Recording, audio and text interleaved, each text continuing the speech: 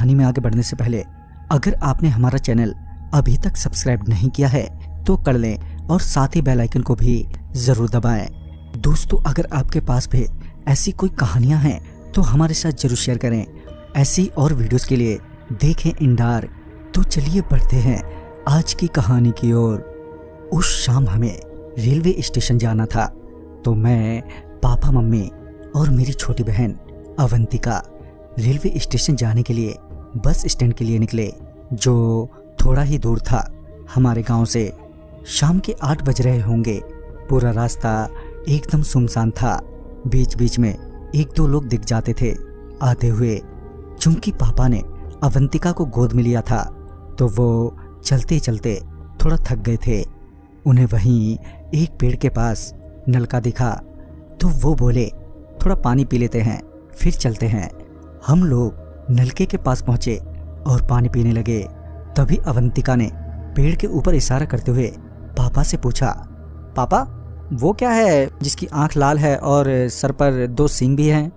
ये सुनकर पापा मुस्कुराते हुए बोले, क्यों, ऐसा क्यों बोल रही हो बेटा? अरे देखो ना पापा, वो पेड़ पर। फिर जब हमने पेड़ पर देखा तो सच में उस पेड़ पर लाल आंखों वाला जिसके सिर पर 2 सींग थे, जो पेड़ पर बैठा हमारी ओर ही देख रहा था।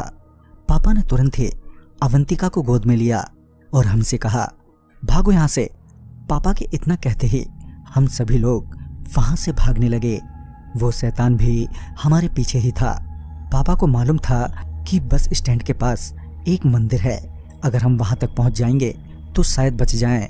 आखिरकार हम सभी उस बस स्टैंड के मंदिर में पहुंच ही गए। हमें अभी भी बहुत डर लग रहा था। हम सभी मंदिर की मूर्ति के पास ही बैठे रहे और वो शैतान भी अब नजर नहीं आ रहा था। मंदिर में बैठे बैठे हमें काफी वक्त बीत चुका था और तभी बस भी आ गई। पापा ने कहा, चलो चलो बस आ गई है। बस में बैठने के बाद हमें थोड़ी राहत मिली। अब बस खुल चुकी थी और हम लोग रेलवे स्टेशन की ओर बढ़े जा रहे थे। तकरीबन 15 मिनट के बाद बस अचानक ही रुक गई। बस वाला बस से नीचे उतरा और बस चेक की और फिर कहा, बस खराब हो गई है, अब बस यहाँ से आगे नहीं जा पाएगी। ये सुनकर हम लोग फिर से परेशान हो गए और सोचने लगे कि अब क्या किया जाए। इसी बीच बस के सभी यात्री एक एक करके बस से उतरकर जाने लगे थे। तकरीबन अगले 10 से 15 मिनटों के बाद बस में हमारे अलावा बस ड्राइवर और कंडक्टर ही थे। तभी बस ड्राइवर ने कहा, आप लोग भी चले जाइए, आगे 15 मिनट की दूरी पर एक मोड़ है, वहाँ से आपको स्टेशन के लिए कोई ना कोई साधन मिल ही जाएगा। इस पर पापा ड्राइवर से बोले, वो क्या है कि भाई साहब बच्चे साथ में हैं और ऊपर से रात भी काफ़ी है और ये सुनसान सड़क कुछ ठीक नहीं लग रहा हमें। इस पर ड्राइवर मुस्कुराता हुआ बोला, बस इतनी सी बात, चलो हम आपको उस मोड़ तक छोड़ाते हैं। पापा के पास और कोई दूसरा चारा भी नहीं था, लिहाजन पापा ने ड्राइवर से कहा, अच्छा ठीक है भाई साहब, आपकी बड़ी मेहरबानी होगी। और हम लोग बस से उतरे। हम अभी बस से उतरे ही थे कि कंडक्टर ने पीछे की ओर इशारा करते हुए कहा, अरे भाई ये कौन सा जानवर है जिसकी आंख लाल होती है और सिर पर 2 सींग है? ये सुनते ही हमारे तो होश ही उड़ गए और जब पीछे पलट कर देखा तो पाया कि वही शैतान हमारी ओर आ रहा था। जैसे ही कंडक्टर को एहसास हुआ कि वो कोई जानवर नहीं बल्कि एक शैतान है, तो वो चिल्लाता हुआ बस में जाकर घुस गया और ड्राइवर भी बस की ओर भागता हुआ हमसे बोला, अरे आप सभी भी बस में आ जाओ। जल्दी से हमने भी बिना देरी किए बस में चढ़ गए। हमारे चढ़ते ही बस ड्राइवर ने बस का दरवाजा बंद कर लिया। वो शैतान बस के पास आकर खड़ा हो गया और हम लोगों को घूरने लगा। मगर अच्छी बात तो ये थी कि वो शैतान बस के अंदर नहीं आ रहा था। वो ड्राइवर हम सबसे ज़्यादा हिम्मत वाला था। उसने कहा, आप चिंता मत करो, ये बस के अंदर नहीं आ पाएगा। पापा को ये सुनकर राहत तो मिले मगर उन्हें यकीन नहीं था, तो उन्होंने ड्राइवर से पूछा, मगर क्यों, ऐसा क्या है इस बस में? तो इस पर ड्राइवर ने कहा, वो क्या है कि अक्सर हम बहुत सी ऐसी जगहों से गुजरते हैं जहाँ भूत प्रेत का प्रकोप रहता है।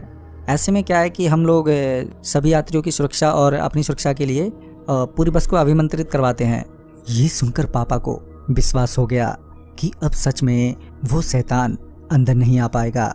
मगर वो शैतान तो अभी भी बस के बाहर ही खड़ा था और हमें अभी भी उतना ही डर लग रहा था।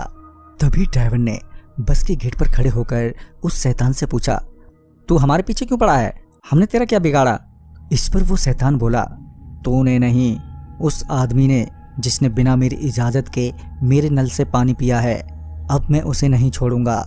ये सुनकर बस ड्राइवर हैरान हो गया और हमारी ओर घूमते हुए हमसे पूछा, भाई साहब क्या ये सच है? फिर पापा ने ड्राइवर को सारी बात बता दी। सारी बात सुनने के बाद ड्राइवर ने फिर शैतान से कहा, चल छोड़ यार, पानी ही तो पिया है इन्होंने, माफ़ कर दे इन्हें, आगे से ऐसी गलती नहीं करेंगे। बस ड्राइवर ने इतना कहा ही था कि वो शैतान एकदम से भड़क गया और तभी बस भी अपने आप ही जोरों से हिलने लगी। अवंतिका डर की वजह से रोने को हो गई थी। माँ ने किसी तरह उसे संभाले हुए था। तो वहीं बस का ड्राइवर समझ गया कि ये शैतान ऐसे नहीं जाएगा। बस ड्राइवर ने फिर एक बार कोशिश करते हुए उस शैतान से कहा, अच्छा चल तू ही बता, इन्हें उस गलती की क्या सजा देना चाहता है तू? इस पर वो शैतान बोला, मौत की सजा दूंगा मैं तो। आज तक जिसने भी मेरी मर्जी के बिना मेरे नलके से पानी पिया है, मैंने उन सभी को मौत की ही सजा दी है। बस ड्राइवर अब तक समझ चुका था कि ये शैतान नहीं मानने वाला है। हम घंटों तक बस में ही बैठे रहे। रात के 3 बज चुके थे और वो शैतान अभी भी बस के बाहर ही खड़ा था। मगर हम कब तक यूं ही बस में बैठे रहते? उस वक्त हमें किसी भी तरह का कोई रास्ता नहीं सूझ रहा था उस शैतान से पीछा छुड़ाने का। तभी वो शैतान बस ड्राइवर से बोला, तू इन्हें मुझे सौंप दे, नहीं तो मेरे गुस्से का शिकार तू भी हो जाएगा। मेरी तेरे से कोई बैर नहीं है, तू चुपचाप उन्हें यहाँ छोड़कर चला जा, मैं तुझे कुछ नहीं करूँगा। ये सुनने के बाद पापा को ये लगा कि कहीं ड्राइवर इस शैतान की बात न मान ले। बस ड्राइवर ने इस पर उस शैतान को कोई भी जवाब नहीं दिया, जिस वजह से उस शैतान ने गुस्से में एक नाम लिया, मानसी। ये सुनते ही ड्राइवर एकदम से उठकर खड़ा हो गया और हैरानी भरी नज़रों से शैतान की ओर देखने लगा। शैतान आगे बोला, तेरी बीवी है ना ये? इस पर ड्राइवर ने कहा, हाँ मेरी बीवी है मगर अब नहीं रहेगी अगर तूने इन सबको मेरे हवाले नहीं किया तो। अब ये पक्का था कि हम लोग नहीं बचने वाले हैं। बस ड्राइवर भी हमारी ओर ही देख रहा था, इस उम्मीद में कि हम खुद ही अपने आप ही बस से उतर जाएं। मगर हम भी तो अपनी जान बचाना चाहते थे, तो ऐसे में हम कैसे बस से उतर जाते? बस ड्राइवर देखते ही देखते रोने लगा। बस ड्राइवर को रोता देख पापा ने अवंतिका को गोद में उठाया और बस ड्राइवर को गेट खोलने को कहा। वहीं माँ रोते हुए पापा को बस से उतरने से मना कर रही थी, मगर पापा नहीं माने और हमें बस से उतरना पड़ा। बस से उतरने के बाद पापा ने अवंतिका को गोद से उतारते हुए उस शैतान के आगे हाथ जोड़े और माफ़ी मांगते हुए कहा, बस मेरे घर वालों को छोड़ दो। अभी वो शैतान पापा की ओर बढ़ा ही था कि अवंतिका एकदम से उस शैतान के सामने आ गई और उस शैतान के पांव को पकड़कर काटने लगी। शैतान उसे ऐसा करते देख एकदम से रुक गया और अवंतिका को हाथ में उठाते हुए पूछा, ये क्या कर रही हो तुम? तुम्हें डर नहीं लगता मेरे से? इस पर अवंतिका कुछ नहीं बोली और ना ही थोड़ी सी भी डरी। फिर उस शैतान ने अवंतिका को नीचे रखा और बिना कुछ कहे वहां से गायब हो गया। उसके जाते ही हम लोगों ने चैन की सांस ली। उस शैतान के अचानक से बिना कुछ किए चले जाने पर हम सभी हैरान थे, साथ ही हमें खुशी भी थी कि हम सुरक्षित हैं। वो बस वाला भी अभी अभी वहीं था। उस शैतान के जाने के बाद उस बस ड्राइवर ने हमें वापस अपने बस में बिठा लिया, क्योंकि अभी भी रात काफ़ी थी और ऐसे में कहीं पर जाना किसी नई मुसीबत में पड़ने के समान होता। बस में बैठाने के बाद उस बस ड्राइवर ने पापा से हाथ जोड़कर माफ़ी मांगी। उसे मजबूरी में उस शैतान की बात माननी पड़ी थी। पापा ने ड्राइवर के कंधे पर हाथ रखते हुए कहा, कोई बात नहीं, मैं समझ सकता हूँ, जब बात परिवार की आ जाती है तो हमें ना चाहते हुए भी कई बार झुकना पड़ता है। चलो अब सब ठीक है। तभी ड्राइवर बस में एक नज़र मारते हुए कहता है, अरे मेरा कंडक्टर कहाँ चला गया? सच में बस का कंडक्टर बस में दिखाई नहीं दे रहा था। तभी अवंतिका ने एक सीट की ओर इशारा करते हुए कहा, वो रहे अंकल उस सीट के पीछे। जब बस ड्राइवर उसके पास पहुंचा तो पाया कि वो बेहोश पड़ा है। फिर ड्राइवर ने उसके मुंह पर पानी मारा और उसे होश में लाया। दोस्तों उस रात हम सभी बच गए, सिर्फ अवंतिका के कारण। वो कहते हैं ना, मासूम बच्चे भगवान का रूप होते हैं। और सुबह होते ही हम सभी घर लौट आए और वो रात बस एक याद बनकर हमेशा के लिए रह गई। तो दोस्तों इस कहानी में बस इतना ही। कहानी आपको पसंद आई हो तो इसे लाइक शेयर करें और साथ ही हमें कमेंट बॉक्स में ज़रूर बताएं। तो मैं जल्द ही मिलूंगा ऐसी ही एक नई कहानी के साथ। तब तक के लिए बाय एंड टेक केयर।